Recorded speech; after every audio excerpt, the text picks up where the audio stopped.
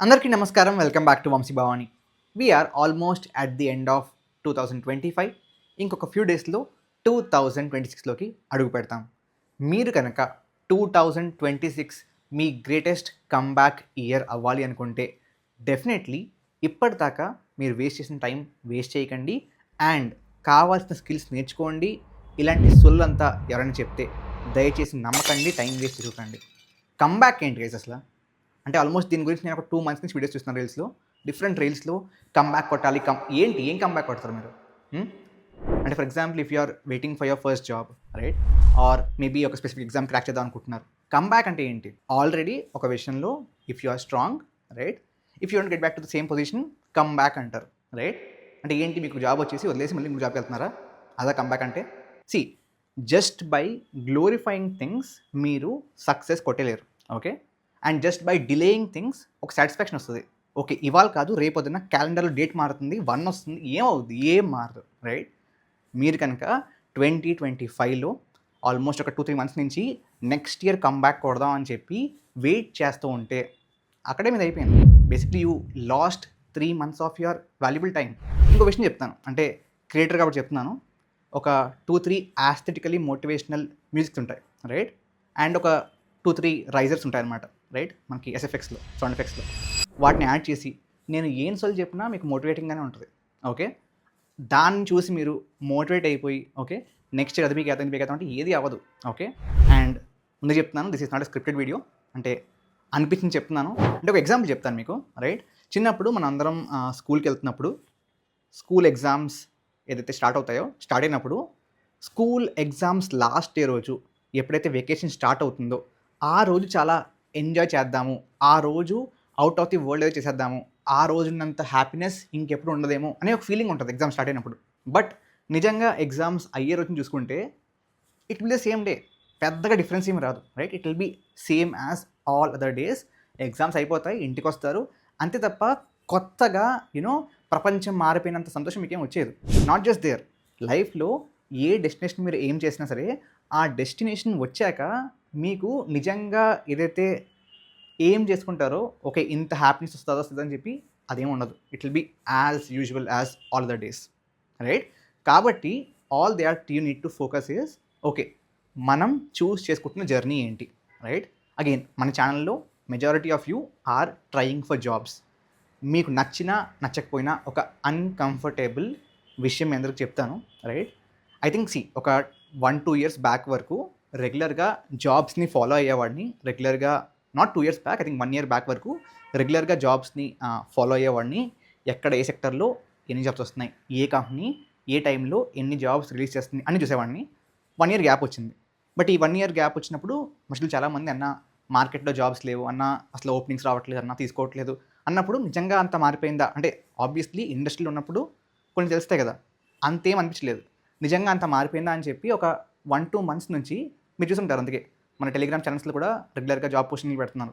ఒక 1-2 months నుంచి లింక్డ్ఇన్లో and other ప్లాట్ఫామ్స్లో రెగ్యులర్గా రోజు కూడా కొంత టైం స్పెండ్ చేసి, ఓకే ఏ సెక్టర్లో జాబ్స్ వస్తున్నాయి, ఎన్ని జాబ్స్ వస్తున్నాయి, ఫ్రెషర్స్ ఓపెనింగ్స్ ఉన్నాయా అని చెప్పి చూసినప్పుడు ఆల్మోస్ట్ నేనే I think last 30 daysలో 45+ all openings in good companies, that to all for freshers మన టెలిగ్రామ్ ఛానల్లో పోస్ట్ చేశాను.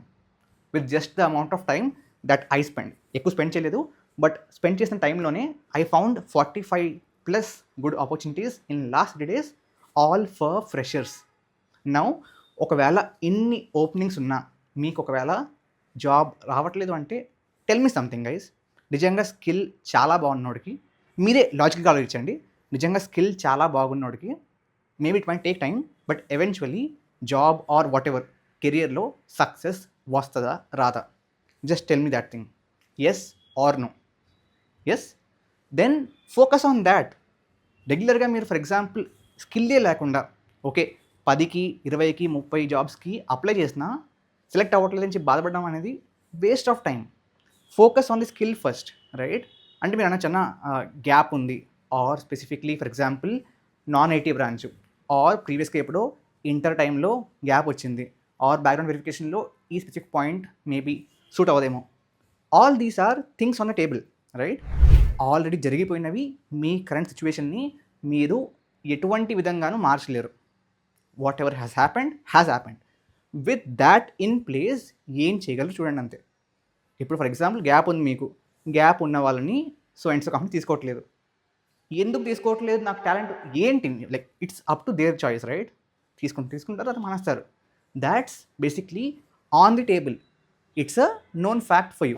దాన్ని బేస్ చేసుకుని మీరు నెక్స్ట్ ఏం చేస్తే మీకు సూట్ అవుతుంది. Just think on those lines. Again ఏదో క్లాస్ స్పీక్ అయితే అని వీడియో చేయట్లేదు.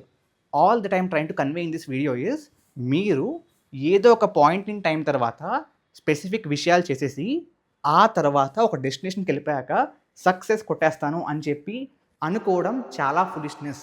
నౌ ఈ కమ్బ్యాక్ పాయింట్తో మిమ్మల్ని కంటెంట్ టార్గెట్ చేస్తే ఆబ్వియస్లీ మెజారిటీ ఆఫ్ పీపుల్ చాలా చాలా డిస్ట్రాక్టెడ్గా ఉన్నారు. కాబట్టి ఆ కంటెంట్ వాళ్ళకి తర్వాత ఏదో కొట్టేద్దాం అనే కంటెంట్ రిలేటబుల్గా అనిపిస్తుంది. కాబట్టి ఆ కంటెంట్ వైరల్ అవుతుంది. And again that brings me to my next point. Like from last few years after this social media boom, in fact after మనకి ఇంటర్నెట్ చీప్ అయిపోయాక ఆ జియో బూమ్ తర్వాత ఆల్మోస్ట్ చాలా చాలా ఈజీ అయిపోయింది గైస్ మీరు ఒక విషయంలో సక్సెస్ అవ్వడం. బికాస్ జనాలకి డిస్ట్రాక్షన్ బాగా పెరిగిపోయింది, రైట్?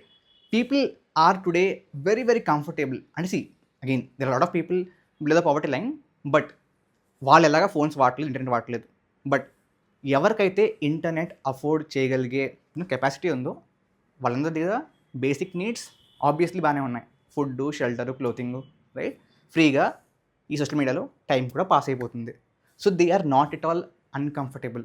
అండ్ మీలో ఆ అన్కంఫర్టబుల్ ఫీలింగ్ రానప్పుడు మీరు దానికోసం కంఫర్టబుల్ అవడం కోసం ఎఫర్ట్ పెట్టరు. ఎఫర్ట్ పెట్టినప్పుడు మీరు ముందుకెళ్ళారు, రైట్? మీరు చెప్తే నమ్మరు, మనందరికీ కూడా ఒక ఎడిక్షన్ ఉందండి, సెల్ ఫోన్ ఎడిక్షన్. సో దయచేసి ఆ ఫోన్ యూసేజ్ తగ్గించండి. And if you are feeling too comfortable, you are probably not doing right. Just get out of that comfort zone please. Definitely చాలా చాలా చాలా ఇంపార్టెంట్. ఇంకొకటి ఐ థింక్ ఈ మధ్యనే నేను కూడా పోస్ట్ చేశాను. చాలాసార్లు ఈ మధ్యన చాలామంది ఏ విషయం ఏ పని చేద్దామన్నా ముందు క్లారిటీ వచ్చేయాలనుకుంటున్నారు. కన్ఫ్యూజ్డ్గా ఉండకూడదు, ప్రతి విషయంలో సూపర్ క్లారిటీ ఉండాలనుకుంటున్నారు. And that is the reason మీరు చూసుంటే చాలామంది even few of you also just check yourself. Again మిమ్మల్ని ఎవరిని నేను క్రిటిసైజ్ చేయట్లేదు, జస్ట్ ఒక మిర్రర్ చూపిస్తున్నాను అంతే. మీలో ఎంతమంది okay full stack development or web development నేర్చుకుందాం అన్నప్పుడు ఓకే ఒక 2-3 మేబీ వీడియోస్ చూసి let's choose full stack in maybe MERN or let's choose full stack in Django Python or full stack in Spring Boot అని చెప్పి decide అయ్యారు?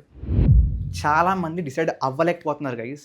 Okay super clarity వచ్చేయాలి, ఈ మూడిట్లో ఏది తీసుకుంటే జాబ్ వచ్చేస్తుందని చెప్పి నాకు ఎవరైనా కూర్చుని నోట్లో ఫుడ్ పెడితే కానీ చెప్పలేను అన్నంత వరకు, క్లారిటీ వచ్చేంత వరకు నేను చదవడం మొదలెట్టనని చెప్పి చాలామంది కూర్చుంటున్నారు. Trust me when I say this, మీకు ప్రతి విషయం మీద క్లారిటీ జర్నీ స్టార్టింగ్లో వచ్చారంటే రాదు. Okay, start the journey with being confused and you will figure out on the way. జర్నీలో మీరే ఫిగర్ అవుట్ చేసుకుంటారు.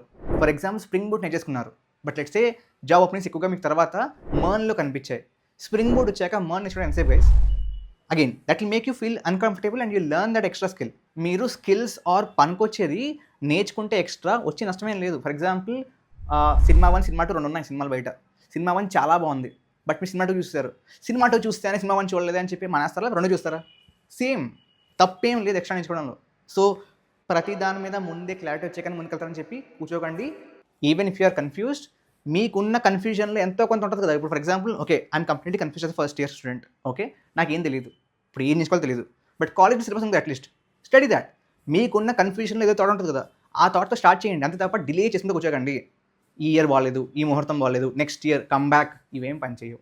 సో ఫైనలీ కంక్లూజన్ ఏంటంటే, కమ్ బ్యాక్ కోసం వెయిట్ చేస్తున్న వాళ్ళందరికీ విజ్ఞప్తి ఏంటంటే, ఇంకొక 2-3 డేస్లో స్టార్ట్ చేసేదో ఇవాళ స్టార్ట్ చేసేయండి. నెక్స్ట్ ఇయర్ ఏవి మారిపోదు, కొత్తగా మీకేం ముహూర్తాలు వచ్చేవు. It will all be the same thing. It will be the same thing, I repeat, right? So start doing whatever you want to do today. Okay, any of your feelings got hurt, I'm sorry, but yeah నాకు అనిపించింది మీకు help అవుద్ది అని అనిపించి చేస్తున్నాను. So I hope you would all like that. Thank you. జై హింద్, జై భారత్.